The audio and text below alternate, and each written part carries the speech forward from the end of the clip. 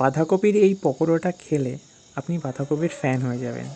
অর্ধেক বাঁধাকপি কেটে নিয়েছি, তার মধ্যে 4 চামচ বেসন, 1 চামচ কাশ্মীরি লঙ্কার গুঁড়ো ও হাফ চামচ হলুদ গুঁড়ো দিয়ে ভালোভাবে মিশিয়ে নেব ও হাফ চামচ লবণও দিয়ে দেব। এরপর 2টো পেঁয়াজ ও 2টো লঙ্কা কুচি করে দিয়ে ভালোভাবে মেখে নেব। এর মধ্যে একটা ডিম দিয়ে ভালো করে মিশিয়ে নেব।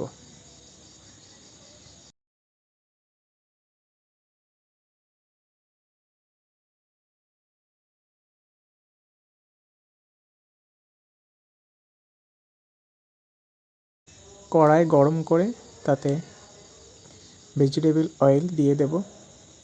তেল গরম হয়ে আসলে বাঁধাকপির মিশ্রণটাকে অল্প অল্প করে তেলের ওপর ছেড়ে দেব। এপিট ওপিট ভালো করে ভেজে নেব। 3 থেকে 4 মিনিট লাগবে ভালোভাবে ভাজতে। বেশিক্ষণ ভাজবেন না, তাহলে পুড়ে যাবে। এরকম লাল লাল করে ভেজে তুলে নেব। বৃষ্টির দিনে বা রবিবারের বিকালের নাস্তায় এই রকম গরম গরম বাঁধাকপির পকোড়া একবার খেয়ে দেখুন। 1 কাপ গরম চা ও টমেটো সস, ব্যাপারটা পুরোই জমে যাবে। ভালো লাগলে একটা লাইক এবং শেয়ার করবেন আর আমাদের চ্যানেলটিকে সাবস্ক্রাইব করবেন।